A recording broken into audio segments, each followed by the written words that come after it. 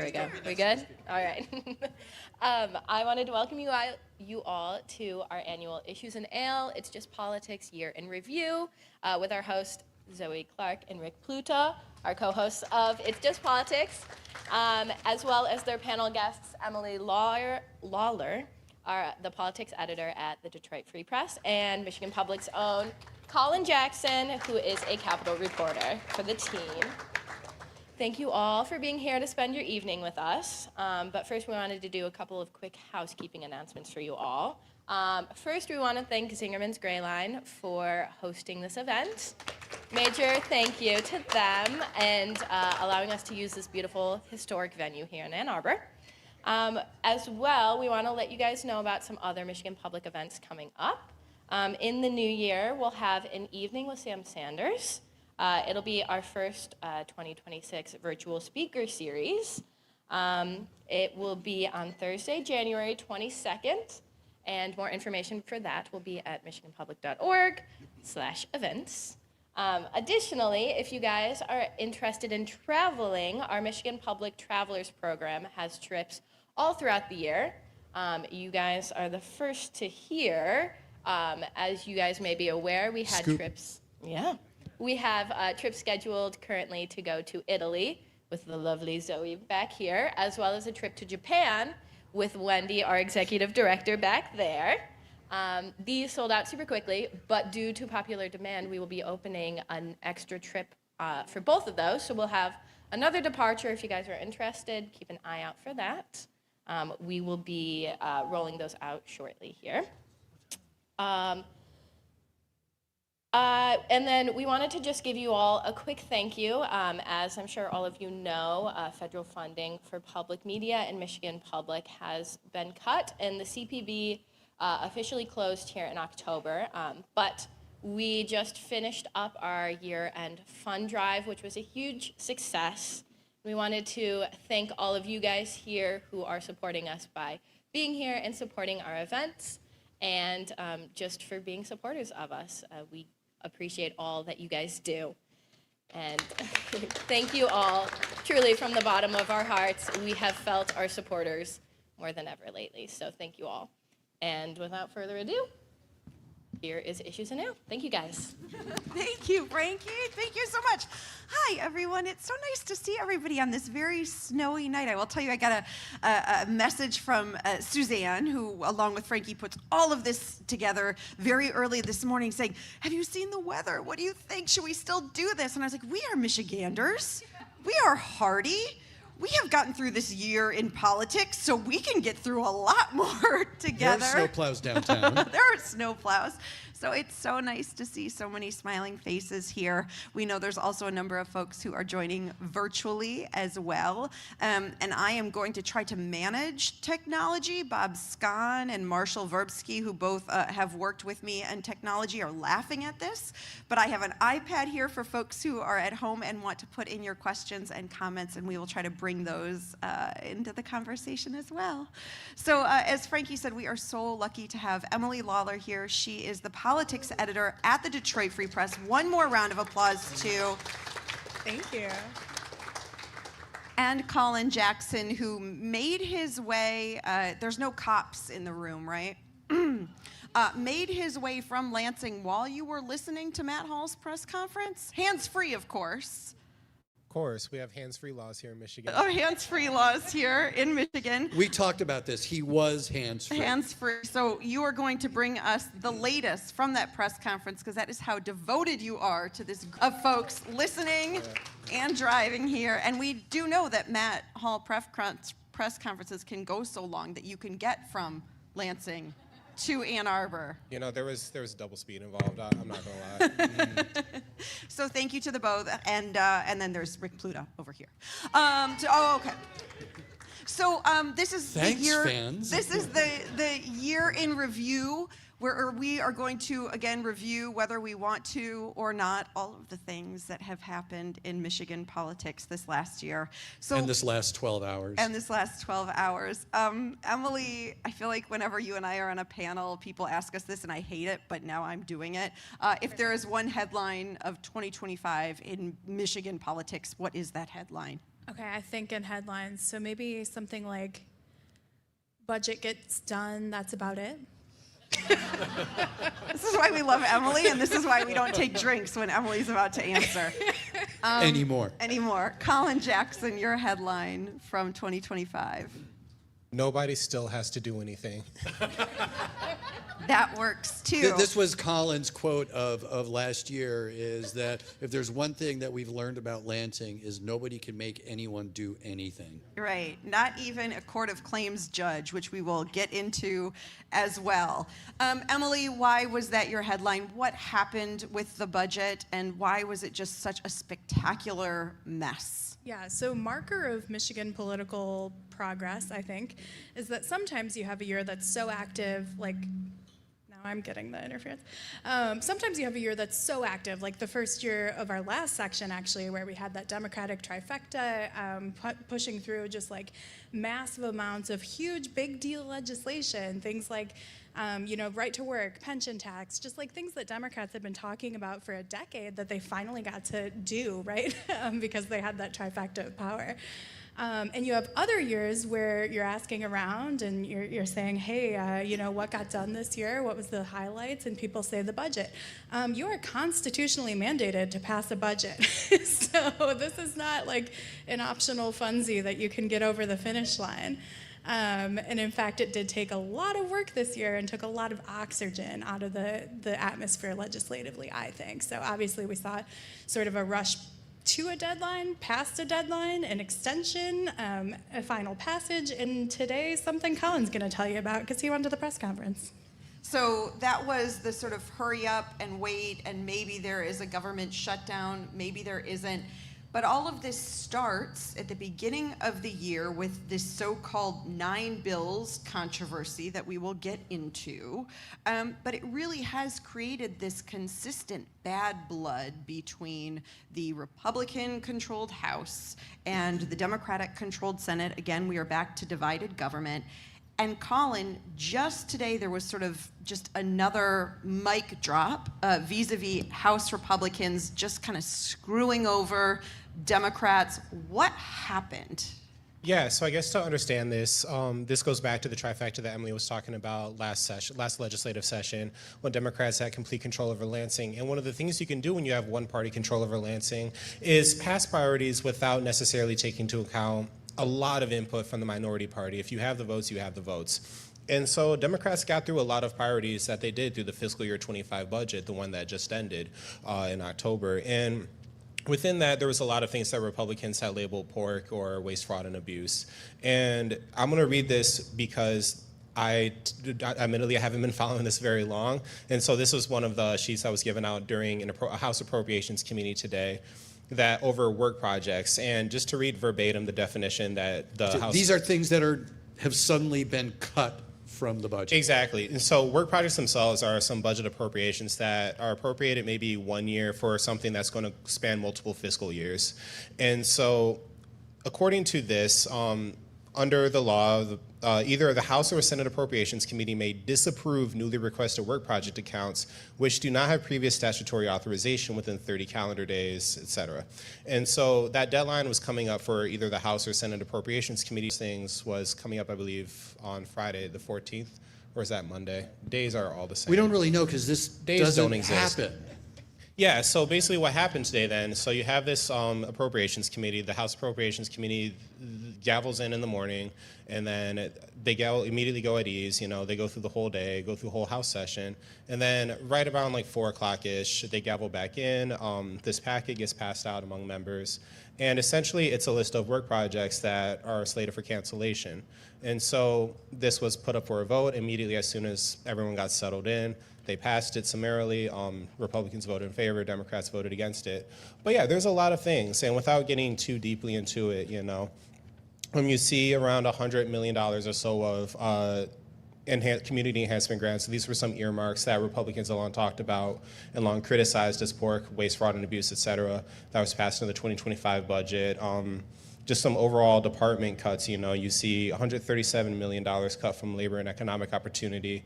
So that includes things like the Office of Global Michigan. And these are, again, this is money that departments had expected. And some of the argument is these things hadn't all been spent, and so if you haven't spent them, maybe you don't really need the money, especially if you had over a year to spend it. And so that's kind of some of the justification here. And then talking about the Speaker Hall press conference, one of the things he said early on was he didn't necessarily see all of these cuts as waste, fraud, and abuse. For example, there were some cuts to museum funding. That would also include, I believe, some things for Holocaust memorials, et cetera.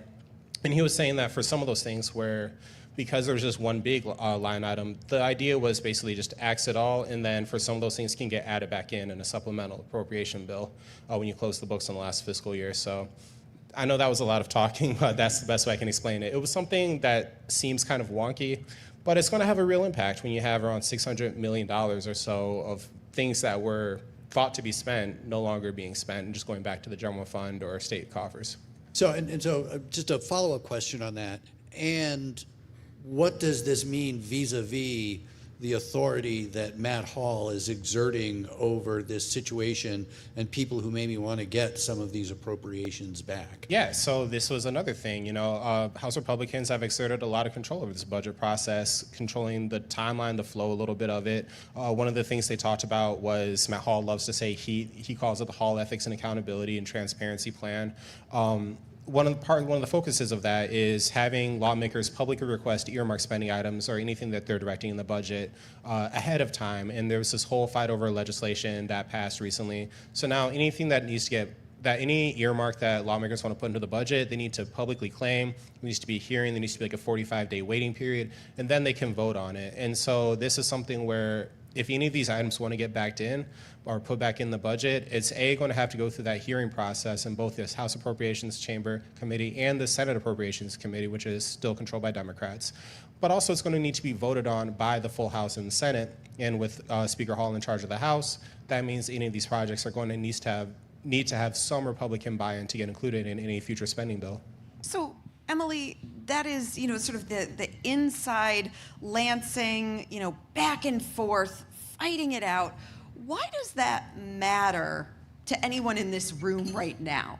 Like, what is at stake here? Yeah, I mean, obviously, I think part of it's just how you want your legislature to function.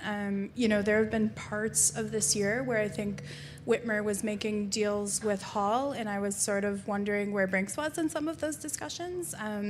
There's obviously been sort of the loggerheads over the 9 bills that haven't been forwarded to Governor Whitmer, as Rick mentioned earlier. But yeah, I think that from like the 10,000-foot perspective, like Michigan's a purple state, right? And I think that learning how to work together is something that people got good at. Obviously, Whitmer worked with a Republican legislature for the first part of for her first term. It was sort of a surprise to get a fully Democratic-controlled legislature in the 2022 elections. And in some ways, we're back where we've been, but the relationship's a little different, right? It's shifted. Like, Democrats have had that taste of what it's like to control the branches of government you need and pull all those levers yourself. And I think there's a little bit of a readjustment period. And I also just think Matt Hall is a really different leader, a really different Republican leader, typographically, I guess, than Whitmer's used to dealing with. Are there any grown-ups in the room when these things are happening who just come and say, like, yep, okay, you're unhappy, but like, let's actually try to legislate, let's try to get some things done? And is there even the interest in doing that? Because, like, do people get accolades anymore for that? I mean, I think so. I think Lansing's full of grown-ups, but sometimes struggle to see past that. But I do think that there are still bridge builders and that those people are really valuable. Maybe harder and harder to find. I'm actually interested in some longitudinal perspective on that and what you guys think. But I do think that people still can get political accolades and points by being the person that brings people together and comes up with a compromise. Quote of the day tomorrow is going to be what Winnie Brinks said about Matt Hall regarding all of these budget cuts. Where, according to Winnie Brinks, where does Matt Hall belong? I think it was hell? A special place in hell.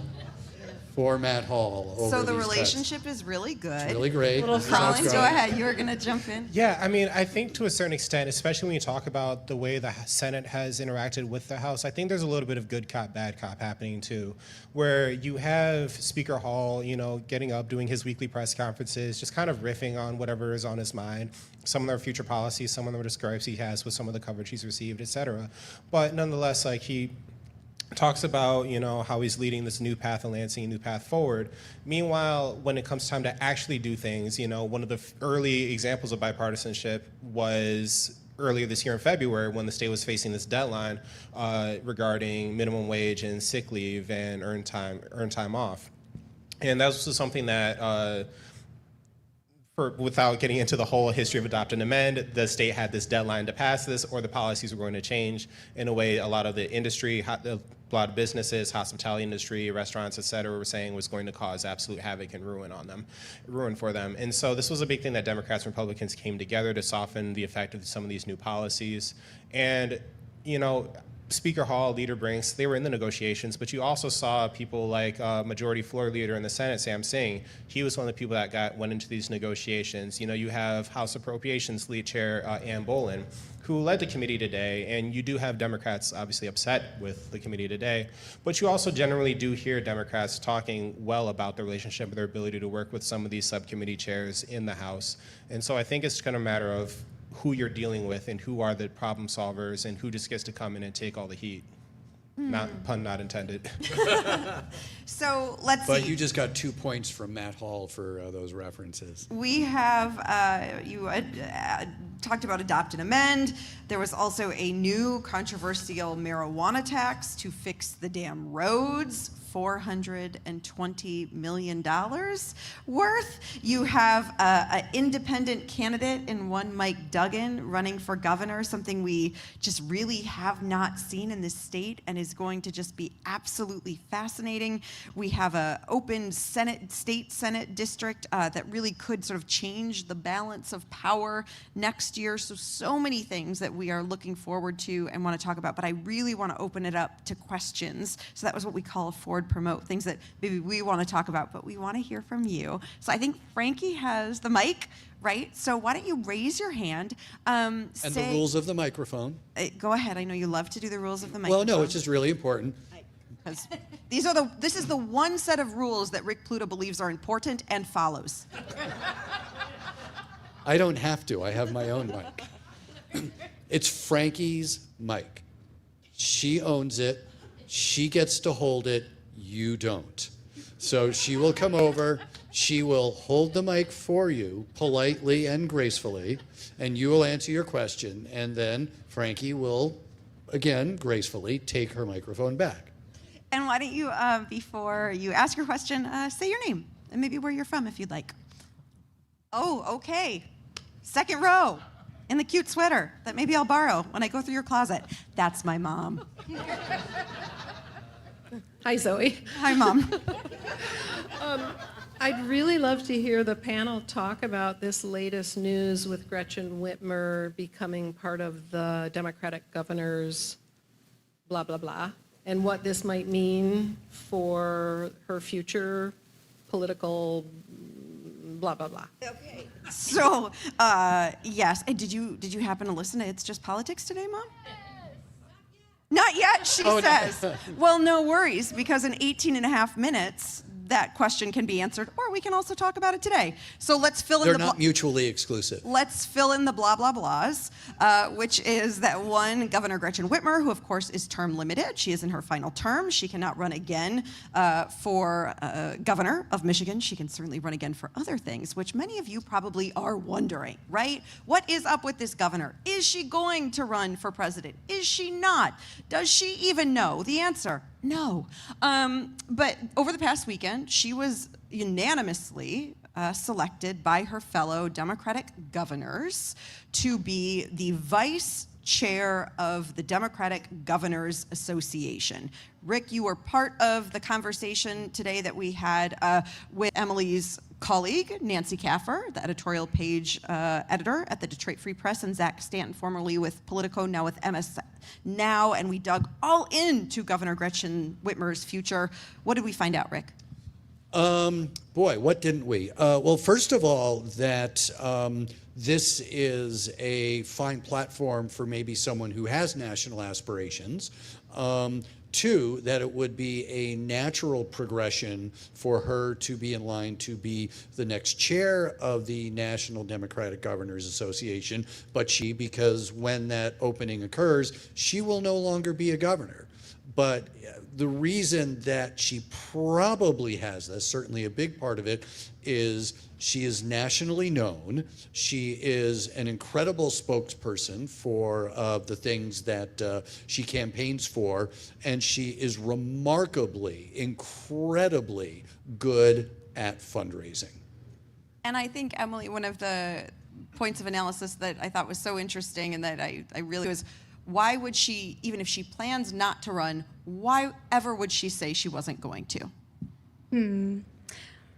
I can't answer that. She's certainly got strategy people working on that are far more advanced than me at answering those type of questions. But I mean, I think when you look at the national landscape, I know that obviously, she's talked about in the realm of presidential contenders. I have no insider knowledge on whether or not that's something she's actively pursuing. But when you look at the lane she carves out, it's a lane nobody else has right now. Forget everything you knew about Gretchen Whitmer before this year. This year, she's the one governor going into the Oval Office, debatably hugging, I would say it was more like a back tap, Donald Trump, and working with him and getting stuff from it, right? Like, I think there are governors who would trade a couple hugs for an Air Force base, right?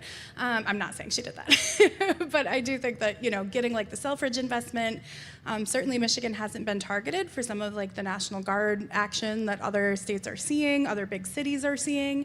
I think that you could argue that's been a pretty productive relationship. And then, on the other end of the spectrum of governors who are potential presidential candidates next cycle, you've got someone like J.B. Pritzker, who's gone in the other direction, right? Like more like a lawsuit direction, more of a non-cooperation, more of a naming and shaming kind of direction for behavior of Trump's that he doesn't agree with. But, I think the National Democratic Party has to be looking at sort of like that full spectrum and deciding what tracks they think are appealing to people. And Gretchen Whitmer's certainly got a unique track in that field. Colin? Yeah, to agree with what Emily was saying, like I don't think that she gains anything by taking herself out of this race now and closing all the doors. Do I have any insider knowledge? No, I don't. I also don't know if she necessarily knows what she wants to do, but again, why closing opportunities? I do know she has the Fight Like Hell PAC, which is pretty influential and increasingly making different endorsements and such that people are sending press releases out and blasts about. And so that gets her name out there, like Rick said, being a good fundraiser.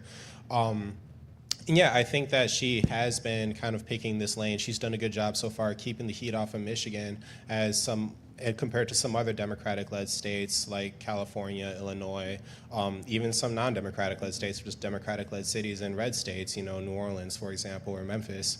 And so I think to that extent, there is she presents one vision for what the future of the Democratic Party could be and what governors could do. So she could be herself. She could be, or Democrats could go with the Gavin Newsom figure. They could go with the J.B. Pritzker figure.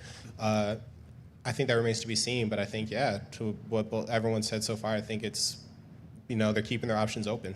Yeah, her lane is practical problem solver as opposed to incendiary bomb thrower. Right, and to this point, other than 2 years ago, every single year she's been governor has been in some sort of divided government. Full Republican legislature, one of her favorite things was to say, I've signed X number of bipartisan bills so far, because literally every bill that went to her desk was a bipartisan bill because Republicans controlled the legislature. And so, did she enjoy working with Democrats? I think so, and because, she's still a Democrat at the end of the day, but did she enjoy working with Democrats? Yeah, probably, but does she feel comfort in divided government? I think there's a certain level of comfort she has there too. Rick, you've known Gretchen Whitmer for so many years because you've been covering Lansing since 1847, as I like to know. But in all seriousness, you were a reporter when she was a staffer. And the thing that I think people should understand about this governor, just as a human and a person, is she loves people. Like, that's not shocking, right? Like, you hear stories about Bill Clinton and he could be in a room and people would just kind of like, but that is who she is. she loves people. She is an absolute extrovert.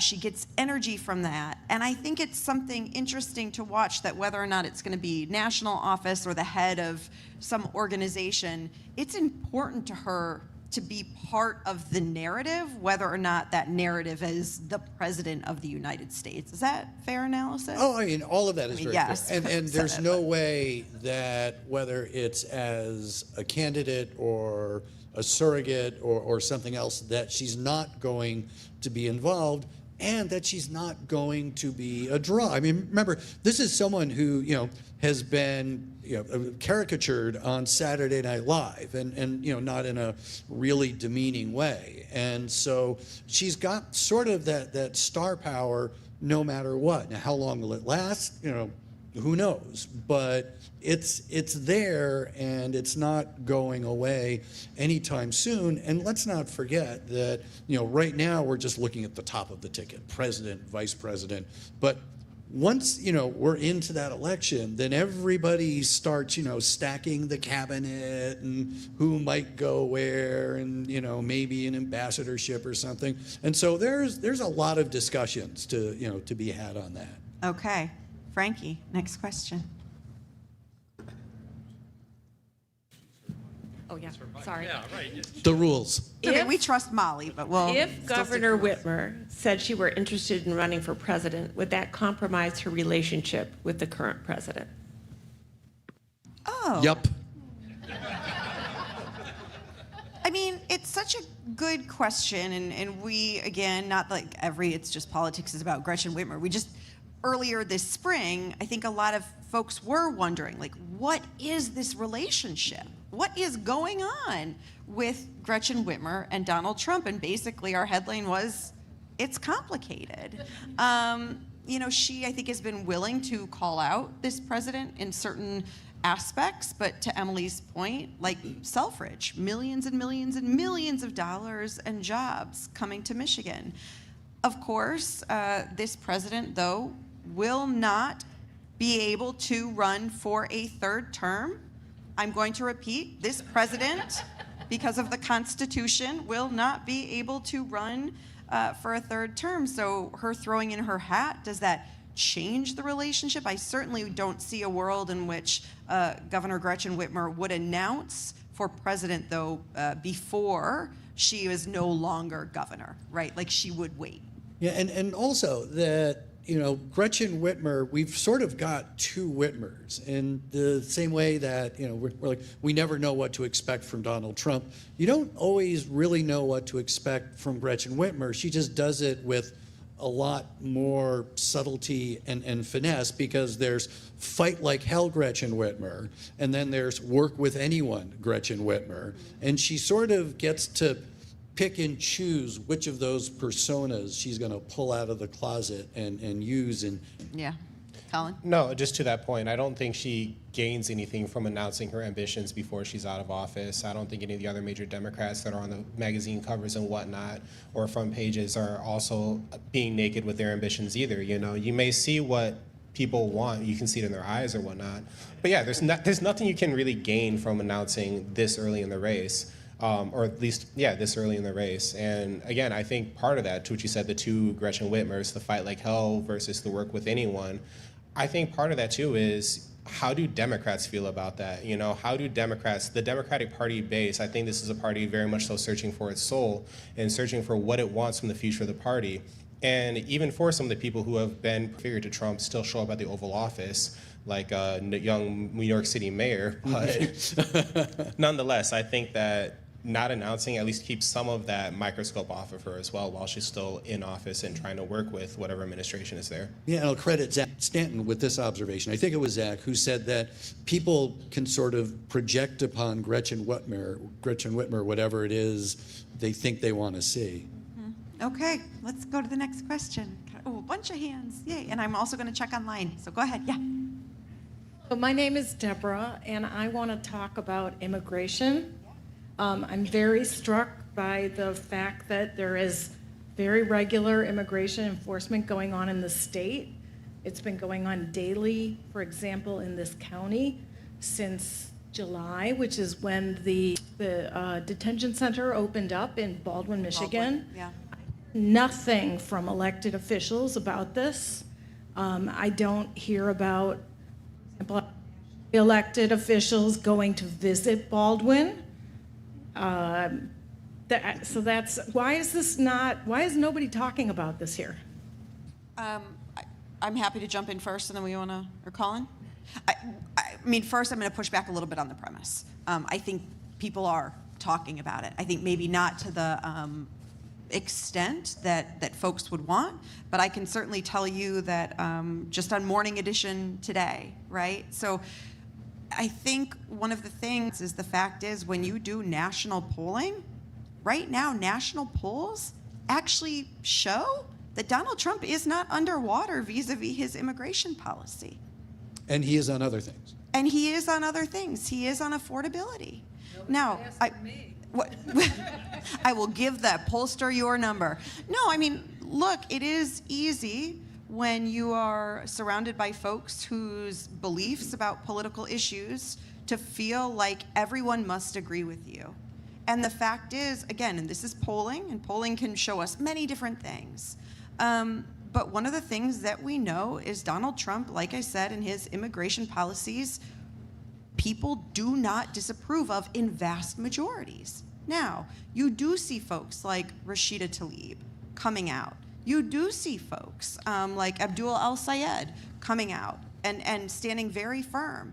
But again, as we're talking about this time where you've got to get through either a Democratic primary or a Republican primary just to hit the general election, it's a nuanced issue among Americans right now. It just is. Maybe not for you and for your neighbors, but it certainly is in very red states or red communities. I do think, though, this past week, particularly with what we were seeing with this second strike on Venezuela, I think this just might start gaining folks' attention a little bit more. And same with some of the video that you're seeing, right? Just this physical interactions with ICE agents slamming people to the ground and then finding out that they're US citizens.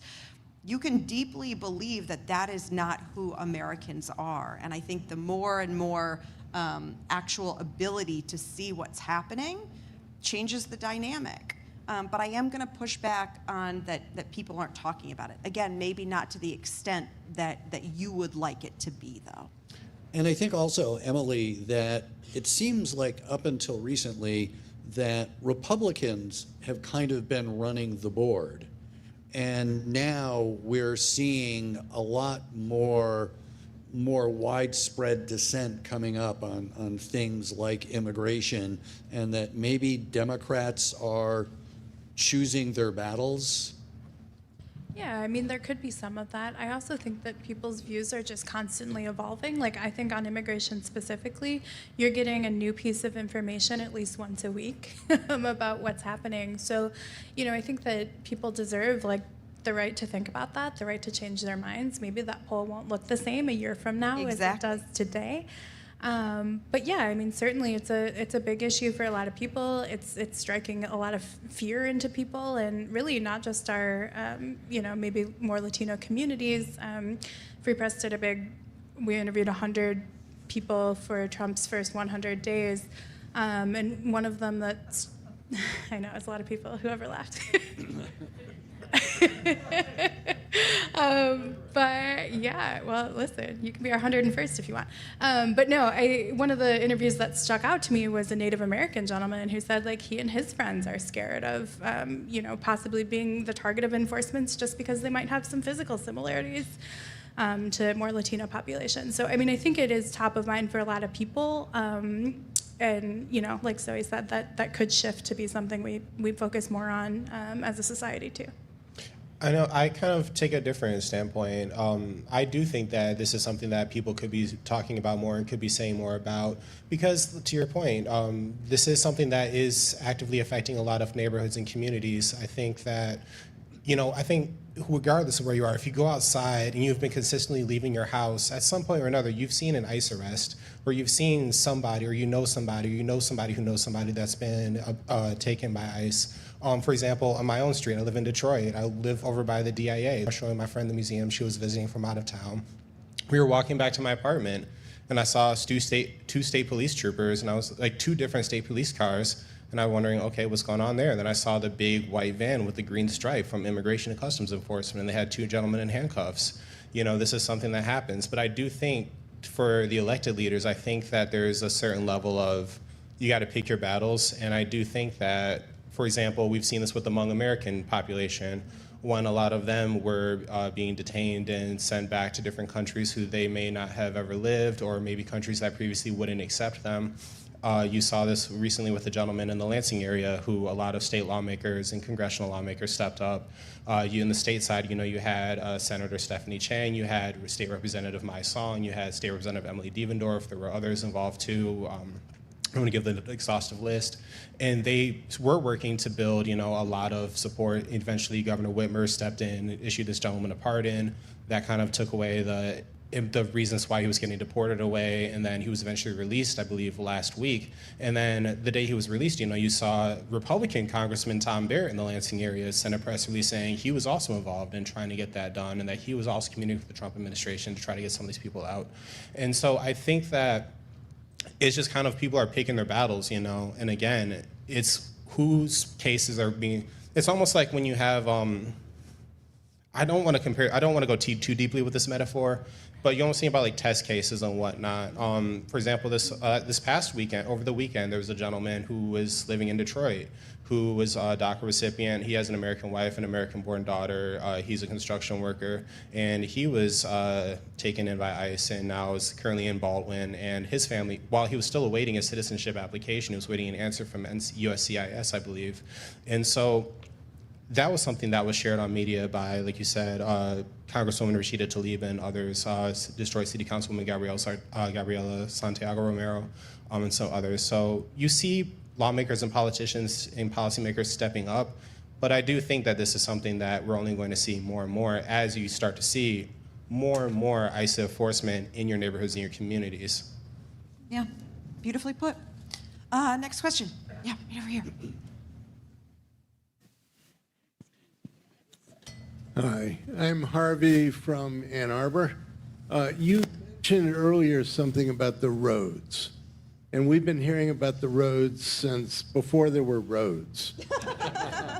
And I'm curious, I think it was maybe 15 or 20 years ago, I learned that it would take $2 billion to straighten out the road problems in this state. Today, that might be 4, I don't know.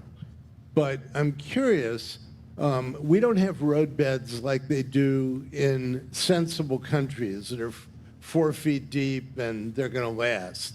We just put a skin on the surface and it's going to be worn out and we have to do it again. What's going on with the roads? Emily Lawler, I feel like this question we could just for decades, you and I mean, This again, is true, since yeah. Rick's been covering it since before there were roads. Yeah. What is going on with the roads? Yeah, so I mean, quick rewind. 2015, we put a substantial amount of money towards the roads. It ramps up to 1.1 or 1.2 billion. A lot of that relies on general fund. Gretchen Whitmer gets into office and she says to fix I'm not going to swear on your show, roads. Unfortunately, the holistic plan that she has just doesn't get a good reception, unfortunately for her.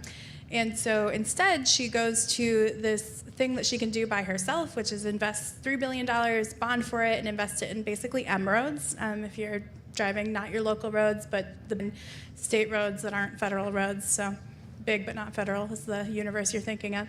And that's sort of the last we hear about it for a while. I think if you were tuning in the 2022 election, you might think our roads issue is solved, right? And then she kicks off this year with this Road Ahead address. She's a clever lady. And she kicks it off and basically says, we're going to get to those local roads. And that's a big part of what was holding the budget up, is that they were looking for this holistic roads deal. It's premised on this $420 million of new marijuana tax revenue. So That's a piece of it. They're also pulling pieces from a lot of other places. But this is really the first investment in these sort of local roads, the stuff you drive on getting to work or school or whatever, that we've seen in a long time. And I think those are the roads that kind of people drive on the most and notice the most. So there's potential that you'll see some real impact there.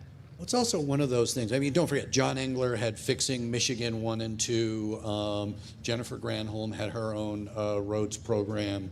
There is no permanent fix for roads. There is no permanent source of funding for roads. There's just we've got a former state representative, 2 rows behind you. Am I wrong? No. Right.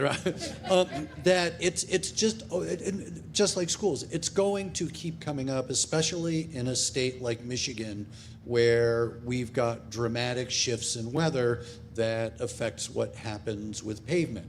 And is there a way to permanently fix the roads? I mean, theoretically, yes, that we could dig 50 feet down we could just stop I-96, we could dig 50 feet down, we could drop different layers of different types of materials that are, used to do that, and I suppose theoretically have 100-year roads, but I mean, we couldn't do it. We couldn't afford it. We couldn't shut the roads down for that long, and so it's just periodically going to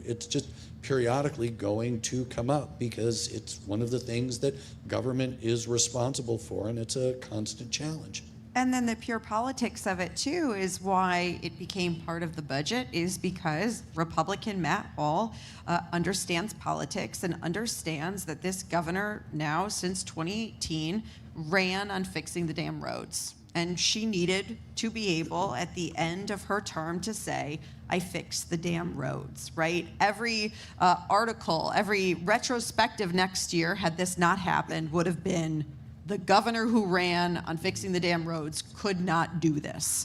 But a much better headline because Emily's the writer and I'm not. And so there was leverage over that. I just didn't know we could swear. Oh, yeah. Oh, hell yes. Yeah. No, totally. We're not broadcasting. The FCC, screw them. Go tougher. We don't get federal funding anymore. I mean, come on. Issues and Ale Unplugged. Use your freedom of speech. I am curious, though, once Gretchen Whitmer is out of office, just how often we will be talking about the roads, though. It's just something as sort of someone who is so attuned to what people in Lansing care about and talk about. It will be really interesting to see if roads continue to be a part of the conversation, because they're not super sexy, but we need them, and it's something that we have to pay for. Yeah, Colin. Roads are not super sexy, but transportation can be. And I think that's one of the things.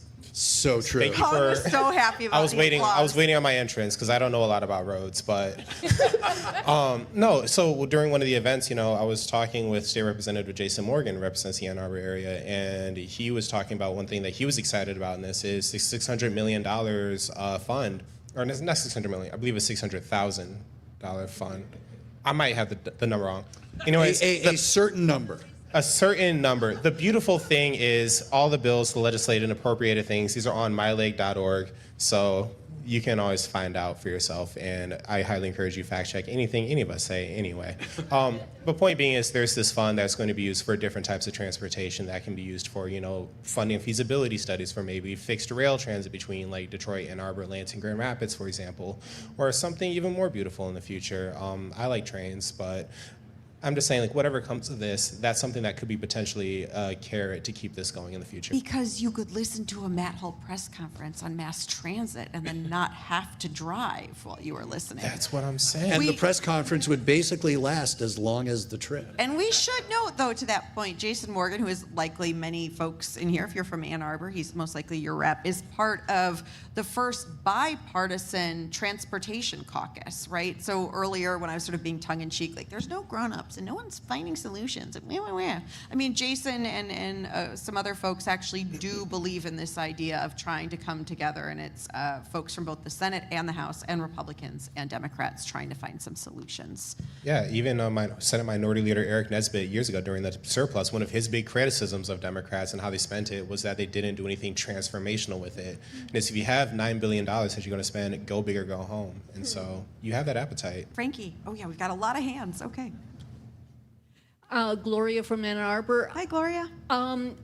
The Michigan Economic Development, I forget what the C stands for. The MEDC. The MEDC. There's been some scandal involving that and some politics that I don't thoroughly understand, and I would love to hear you explain it to me. Sure. Emily, you were starting to say, and it's the Michigan Economic Development Corporation. A quasi-governmental agency. Do you want to fill us in? Public-private partnership. What is the MEDC and what is going on? Yeah, well, first of all, I wish I were Beth LeBlanc, and I'm not.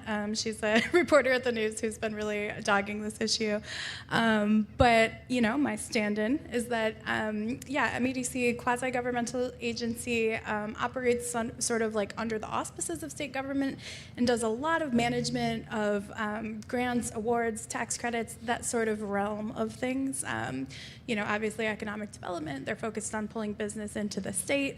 A lot of the things they do are, projects that they say wouldn't happen but for their assistance in getting this company to Michigan. So, we've had a lot of money kind of flowing through that, also flowing through SOAR, which is like a separate legislative process.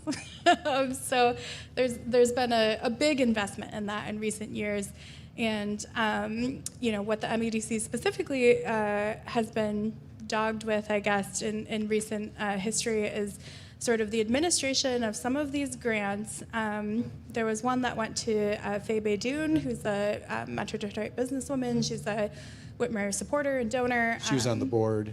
She's on the board. She was on the board. Formerly, past tense. I like this group. Like, we could like Mad Lib it. Anyway, some of the expenditures that she got this grant and was spending money on sort of look like they might not pass a sniff test. I am not the sniff tester, but I think $50,000 coffee pot, coffee maker. $2,500. Don't be hyperbolic. And just an There was some $11,000 furniture. first class ticket to Budapest. Just You know. money. I mean, I have a Keurig, but I think I'm on my second, so I'm not sure what my total is. But I do think that, obviously people are kind of looking at these grants, looking at the MEDC's roles in administering these grants and have some questions. And probably the number one question you have to worry about is from Dana Nessel, who is investigating the MEDC, and it sounds like the CEO of the MEDC at this point.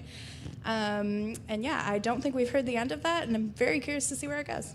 And there's always this, tension about how engaged the state should be in economic development, picking winners and losers, that we're going to push the economy in this direction or that direction. Every governor tries to put their own fingerprints on it. That I'm trying to remember what it was under Jim Blanchard, but then John Engler came in and created the Jobs Commission, and that was a reorganization and a renaming. And then Jennifer Granholm came in and did her version of it. Rick Snyder came in and did the same. We're not going to pick winners and losers in the marketplace, but there we were doing it all over again. Economic gardening, I think. Economic gardening, yep. And so no one really agrees. I would imagine that if you polled everyone in this room and said, you set up your own concept for what economic development should look like in Michigan and how much the state should be involved and how much should be strictly private sector or other stuff, that how many people do we have here in this room right now?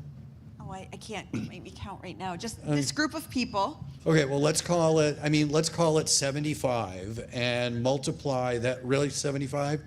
So multiply that by 5, and that's how many different ideas we would probably come up with. I think why, though, right, that you're hearing about the MEDC so much is because, to Colin's point, let's go back a little bit.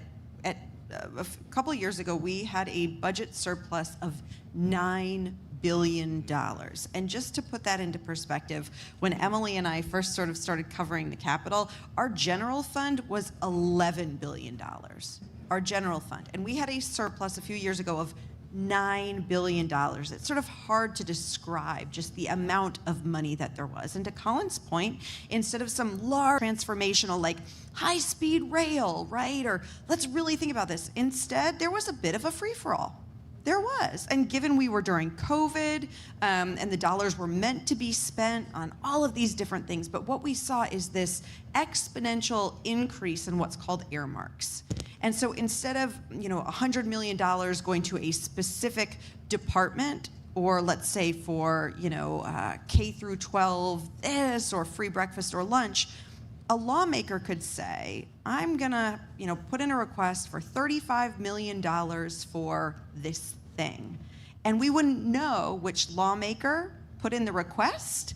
And we also weren't exactly sure, because of how the legislative lingo goes, what even the organization would be. It would be like an organization that's a not-for-profit that has a board of 16 people whose last name begins with C and ends with K. I'm making that. That's not just lingo. That is the law. It's the law too. You can't say, I'm going to earmark X amount of monies for Emily's Cafe. It would have to be, X amount of dollars for a cafe in a municipality of a certain range of where people live, for cafes run by someone whose first name begins with E. So, billions of dollars were earmarked. And the MEDC, which before was sort of, in charge of giving out these dollars, suddenly were giving out so much money. And what the MEDC says is like, look, bro, we just give out the money. Like, yeah, we kind of check in every now and then, but we don't actually have a whole organization to sort of do this due diligence. And so what you see is this elevated number now of cases where there's this nonprofit who worked for this former Speaker of the House who ended up getting money to build this building that never got built.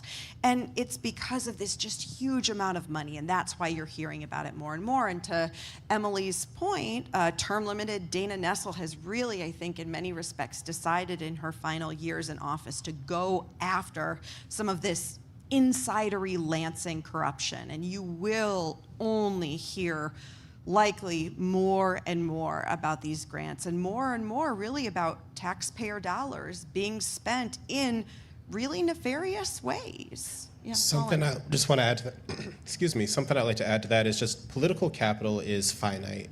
And what I mean by that is when I first started covering the Michigan Capitol back in 2021, what had happened there was, I believe it was General Motors, or was it Ford? Ford. Ford had just announced this major project in Tennessee and Kentucky where I was living prior to 2021. And Michigan wasn't even a finalist for that project. Lawmakers were caught flat-footed. They didn't know they would get bid out. They didn't know this project was being bid, et cetera. And so their reaction to that was, let's give General Motors $1 billion, and let's create this new fund to give General Motors $1 billion so that they base some new big transformational projects here, and that became what's known as the Strategic Outreach, Attraction, and Reserve. Yes, a Strategic Outreach and Attraction Reserve Fund, aka the SOAR Fund. And that was a Republican-sponsored bill at first. This happened, it went through. To Zoe's point, you give a bunch of money to things, the jobs don't necessarily materialize.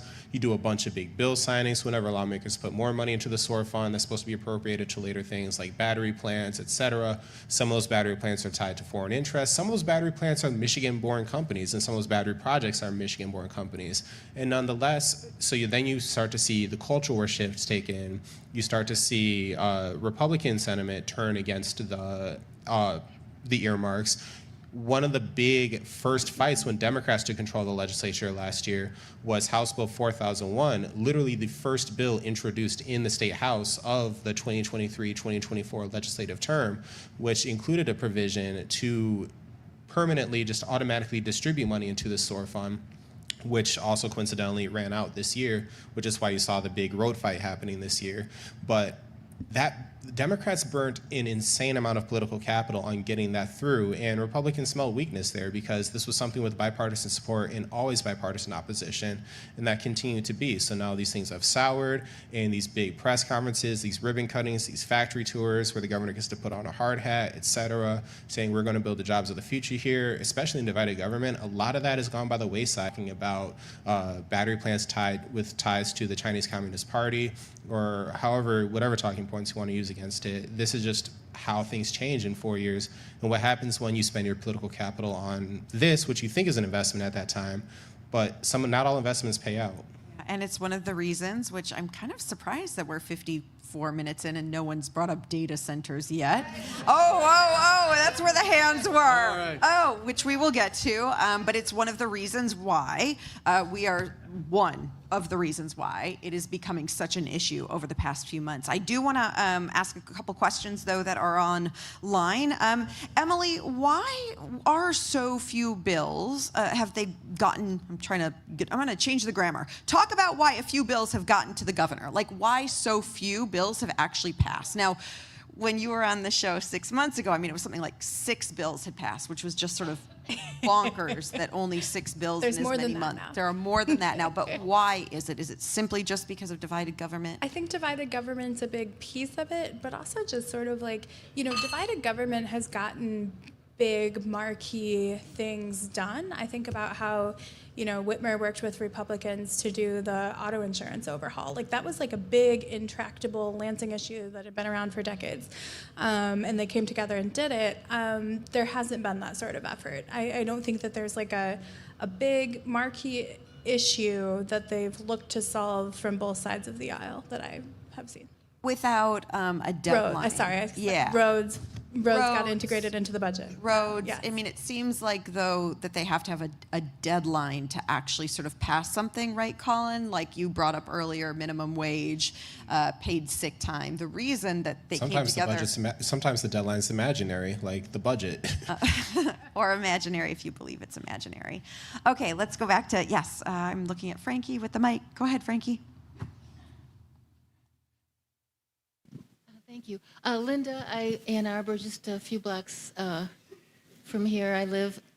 So data centers, I wanted to ask you about that. So my understanding is that Whitmer, she has been providing an enthusiastic supporter of providing incentives for all kinds of businesses to come to Ann Arbor, including data centers. So I would like your opinion specifically about the data centers proposed surrounding where we are right now, like in Howell and Ypsi Township and Saline Township. And your take on, I read Whitmer, Gretchen, her letter on the portal to the Michigan Public Service Commission supporting fast-tracking it without a hearing. And I know Dana Nessel wants at least to see an unredacted copy of the contract, which I would say is the least we can ask. So I would like your opinion on, these two conflicting opinions at the top of our government and what you guys think about it. We'll give you analysis. Opinion, maybe. Well, and I will just do a little, promote that last week's It's Just Politics was all also about data centers and why it just feels like suddenly over the past, few weeks or maybe months, they are popping up everywhere. And some of that is because in the last legislative session, Michigan Democrats, we should note, who were in charge of both the House and the Senate, and of course, Governor Gretchen Whitmer, passed bills that created these incentives for data centers to be built in Michigan. And part of this is, as our guest, Ben Green, who's a researcher here at University of Michigan, he explores all things data center, says it's because we are seeing basically his quote, an arms race among states right now to build these data centers. Emily. Yeah, so I have a colleague, Arpan Loba, who's been doing a lot of reporting on this. He has been. Great work. But he's got, basically, we think there are about 23, 25 data centers already existing in the state of Michigan. What's different here is the scale. The Saline Township is expected to be what's called a gigabyte factory. It's a lot bigger. The power that they're proposing it might take to run this plant is on the scale of what comes out of a nuclear plant. Like it's a really vast amount of power, and that's what the MPSC is considering, and that's what Dana Nessel would like to see all the details on, and others would like to fast track. So I think that the power is one really big question. I know that people have a lot of questions around the water as well. They use water to do some cooling around these plants. It's not that this hasn't been done in Michigan before, it's that it hasn't been done on this scale in Michigan. And then you also have to think about, from a legislative standpoint, this is not something that's getting a SOAR credit, right? Or a SOAR incentive. But They've got these sort of like tax structures that are incentivizing them to come here. At the same time, not a huge job generator. I think there are 500-ish jobs projected to come to the Saline site. Yeah, this is where the politics come in, because Yeah. you read the press releases and it's like thousands of good paying jobs, and it's like thousands of good paying jobs to build the data center. And then once the center is built, you're looking at about 450 jobs permanent. Right, and another who ends up sort of bearing the cost of these. And I think that some people are also, if we're calling it an arms race, I think people are also wondering, are all these data centers going to be alive and viable 20 years from now? Are they going to be sort of hulking issues that we have to deal with at another date? So. Colin? Yeah, and so to that point, you kind of have this argument on both sides of it. So to the legislation that was passed last year, again with bipartisan support and bipartisan opposition, including, I believe, from some of the former sponsors of the original package. You talk to the supporters of that package, they say the way Michigan's laws are written is that the law itself, there's wording that prevents data center energy costs from being passed on to regular ratepayers. They say this is written in a way where basically some of the major data center companies, in this case DTE Electric, would be the one providing the energy to that, would have to and the folks behind the data center would have to basically front the cost of paying large rates. They wouldn't be able to take advantage of some of the other lower rates that another business might be able to take advantage of. And so they'd pay for some of the infrastructure improvements, which is Michigan is going to need, because by 2040 we also need to have an entirely not renewable, I forget the term of art they use. Clean. An entirely clean energy portfolio by 2040, whatever that includes, and whatever carve-outs are part of that. You can again read the coverage and read the bills yourselves. But this is going to require a lot of investment in Michigan's energy grid. So the people in favor of the data centers are saying Michigan's laws would require data centers to basically front the cost of a lot of those things, and then Michigan consumers can receive the benefits. On the flip side of that, you have, again, DTE and going before the Michigan Public Service Commission asking for an ex parte approval. I don't speak Latin, I'm not a lawyer, but basically that's something that they're entitled to do if it's a claim where regular ratepayers' rates won't go up, but that means that they don't get the same contested hearing process where people would have to testify, et cetera. And so that's one of the main complaints. Basically, it just means a separate track. Exactly. In their application, the contracts have a lot of redactions, including full paragraphs. I don't believe full pages are redacted, but there is a lot of blacked out there if you go to the Michigan Public Service Commission website and look at some of these documents. And so that's a concern there. So Dana Nessel saying, if this is true, prove it, show your work. And also, I'm just curious, it's winter time. How many people here within the last year, just by show of hands, had your power go out at some point or another? And that's about half the room, if not more than that. So how are we going to now all of a sudden power a data center that's going to require at least a quarter of more of the percentage of energy that the entirety of Michigan's largest utility is producing right now? Yeah. The Saline proposed data center, 1.4 gigabytes, which actually is the same amount of energy as the entire city of Detroit, where Colin lives. Probably more with you. 1 gigabyte of energy is, or gigahertz. Gigawatt, thank you. 1 gigawatt of energy is equivalent of 1 million light bulbs, thousands of solar panels. It's a lot. One of the things, and I think everyone in this room loves to learn too, one of the things that I learned last week in our conversation with Ben Green that I thought was just so interesting is I pushed back a little bit about, okay, so don't they have to be built somewhere? Right? There's sort of this NIMBY attitude, we don't want them in our backyard, but don't they need to be somewhere? And he's like, well, I'm going to push back on you a little bit, because the fact is, some of the need for all of this, right, we know is because of just the exponential use of AI, which some folks absolutely are using. We know more and more use. But one of the things he said is, but some of it is also being shoved down your throats, that when you now Google something is an AI overview. How many people wake up in the morning and you know what I want? An AI overview. And I am willing to have a data center. And I hadn't quite thought about it in that way, that some of these things, the fact is, are going to be needs if we continue to live the way that we want to live and use these things and want to download all these things. But there's also these giant companies that are sort of creating the need that maybe we don't necessarily all want. The other thing I would just want to quickly say before we get to the next question is one of the really powerful things that I think has been just fascinating to watch politically is it doesn't always feel like when folks go out or, stand firm with an idea, like oftentimes people can just feel roted and what's going to happen is going to happen.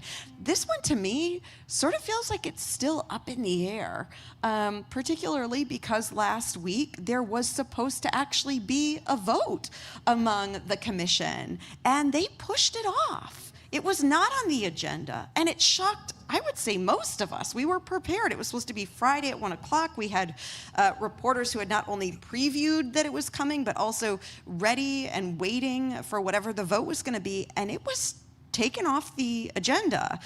Okay, let's be on the agenda, but the assumption was going to be, because again, we are Michigan Public and we are fact-based, so the assumption was it would be. Now, there is another on the 19th is the next meeting, but I guess what I'll say is this feels to me like one of these political issues where folks do have some power and we're actually seeing it work if you are in favor of trying to have your voice heard about data centers. Yeah, okay. Where's Frankie? Over here. Oops, sorry. Thank you. Yeah, quick question. How do I put it? I don't know if you guys talk off the record with people or not in the politics, but do you have a feel of how many Republicans actually just wish Trump would go away? And just are afraid to say something and that kind of mindset? There certainly are some, and we're also just sort of seeing that maybe the coalition is cracking a bit. That people are, that Trump's popularity is coming down. That there's some political successes right now. This is obviously in the moment; things can change, and that people are starting on the horizon to kind of look at what the future of the country and Republican politics might be without Donald Trump being a big player in that. Just the difference between an off year and an on year. Like in an on year, most of the people we're talking to are excited about their candidate winning. And this year my team's had an opportunity to talk to some folks, and we do hear a lot of support from Republicans that are still just as fervent, but we also hear a lot of people saying things like that they really support the president, they're glad his policies are in place, but they wish he would talk less. Or, they are more willing to have those smaller critiques that we weren't hearing at Trump rallies, obviously. It's worth saying that for the Republican gubernatorial field for next year's election, I went to the first debate. I admittedly didn't watch the second and third debates, so they may have had different tones. But from that very first debate, every single candidate on that stage was still very much so pitching themselves as an ally to the president if they were to win Michigan. That was very much so. They may have been messaging for his endorsement, but nonetheless, that was still the reality that they thought would help them with Michigan voters. And if you talk to some folks, maybe more moderate Republicans in the state legislature who maybe not as flamethrowery or as fiery, they're still voting with Republicans. There's still a lot of unity within the Republican caucus in the Michigan legislature. As purple as we are, there's still a lot of unity there, and I haven't seen many people breaking with that. And I don't necessarily see that changing much. I'll just quickly say, and then I think we've got time for one more question. I think when President Trump won in the first term, you heard from a lot of Republicans who were the sort of what we'll call more establishment Republicans, right, who had been around for a while, who were very happy that Republicans won. And so what you heard is, we don't always like what he says, but, boy, oh boy, we're with him. The fact is, a lot of those Republicans have retired. And what you're actually seeing in Congress, and I talked to a lot of reporters in D.C. who are like, actually, you hear fewer and fewer, those folks, because the new crop of Republicans are the ones now, because there was such a large group of Republicans who retired who just didn't want to be part of that anymore. And so what you saw is these new far-right folks, because oftentimes the way that redistricting has happened, you have to go far-right to get through a primary before you can get to the general. And so now I think what you actually are seeing in Trump 2.0 is not only when we talk about his administration, which are the folks who haven't really created boundaries, right? The first term was people who were saying like, no, Mr. President, you can't do that, are now like, yeah, let's see what happens. Let's try it, YOLO. And you have in Congress more and more folks. But I think what's so fascinating, and we could do a whole issues and ale just about why the Epstein files suddenly are the things that have sort of seemed to rise and change folks. But you are now seeing folks like Marjorie Taylor Greene, who seem to be at the very beginning of seeing, wait a second, maybe the MAGA movement sort of splitting. the MAGA movement sort of splitting. But again, all of this is this sort of new Republican, and it is very different than the Republicans who in 2016 or 2017 after he won would go like, yeah, again, we don't, but man, is it good to be in power. And it's a different kind of Republican now, and it's a great question. Okay, we have time for one more. Where's Frankie? Oh, right here. Okay. In terms of data centers, we hear about the electricity usage and there's they'll create so many jobs, but there should be a revenue stream continuing on. And how is that money? I mean, what kind of revenue do they actually produce? And well, that's the other question. How much data is there? Who's storing data there? I mean, data's stored all over the world now. Why do we need all the data centers? Do we just move all the data now into the data centers? And then who's using them?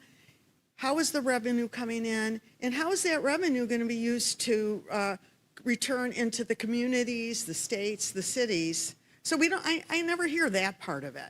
You know? Yeah. Well, go ahead. Well, I mean, doesn't that sort of help explain why, the relentless progress towards data centers is kind of stalling, that they're not moving ahead the way that they were, as people have questions like that? I mean, really, I think one of the big quote-unquote selling points for data centers was this is the centerpiece of economic development. If we build this, then a lot of the rest will come. And we're hearing a lot of the questions around whether or not that's really, the way that it's going to work. One of the things that I kind of wonder is if there's a psychological, sociological element of it, that just people, because economic developers believe that data centers are part of the expectations for bringing in projects, that you need to have them there. I mean, Ben Green, again, who we talked to last week, said, look, it's as simple as FOMO, which is not great policy making, right? But to Colin's point, and I was really glad that you brought this up, this thing did happen in 2021 where Ford built this huge plant elsewhere, and then everyone sort of turned on Whitmer and lawmakers and were like, where were you? Where were you? And so it is this fine line. I want to end with one thing, though, and again, I know I keep doing this forward promote to listen to the podcast, but Rick really needs to say something, then I will. Go ahead. Oh, I was just going to say that there's just a historical precedent for this. John Engler, no picking winners and losers in the marketplace, that we are not going to offer incentives to keep auto plants here. And then, remember Willow Run? And all of a sudden that there was just this mass conversion. No more Willow Runs. No more Willow Runs. And that, the political class, and it is what we expect of politicians, that there is a problem, that they're going to step in and try to solve it. And this is basically that. This is history repeating itself once again. Yeah. So after we talked to Ben Green, we talked to David Chen, who is a national correspondent for the New York Times, because here's the thing. Georgia, Virginia, Florida, they are further along, and they have actually recently had elections, a special election in Georgia for the commission that voted on these data centers. So in Michigan, the governor appoints them, but in Georgia, the voters get to vote for them. And for the first time in decades and decades, Republicans voted for Democrats to run the commission. In Virginia, you saw the gubernatorial candidate. Virginia has the most amount of data centers per capita, right? It makes sense. It's close to D.C. Virginia Spanberger, she ran against them. She won. Lower folks on the ballot won. And so these are states that are a little further along in both the creation and candidates running against them. And every single candidate that ran against them won. And so it was really just this beautiful piece that David Chen again put together for the New York Times. We talked to him about it. He debriefed us.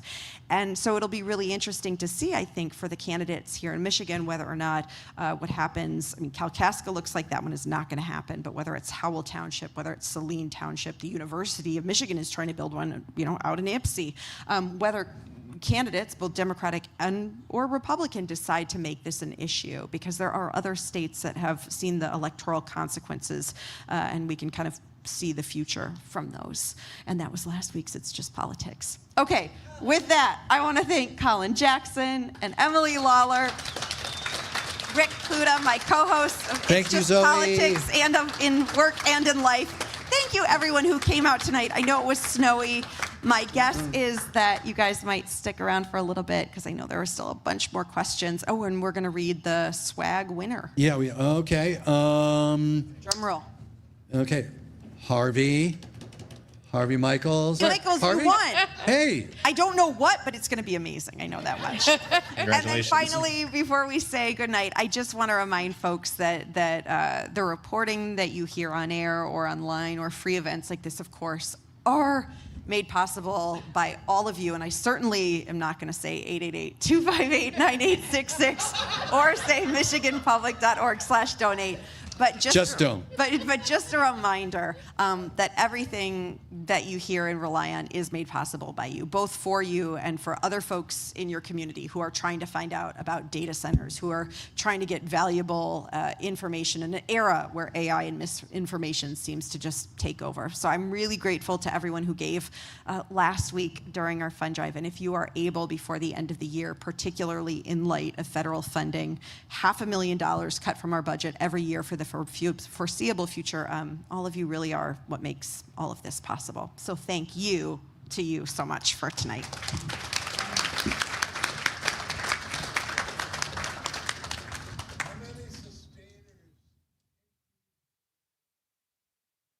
Oh, like went from maybe giving $50 a month and decided, so I don't have the numbers in front of me, but one of the things I get to do, which is the most fun job, is I read every single comment that go along with the donations, and a lot of folks, so 20-25% were like, hey, I normally give $10, but I'm increasing to 15, or I normally give 20, and it was so heartening. It was just kind of incredible. Great question. Oh, thank you so much for your support. Harvey, what'd you win? A tote bag, this is public radio, and a hat that you're already wearing. That makes me really happy. I might get the traveled the farthest. I came from Muskegon this morning. Wow. And those horrible roads.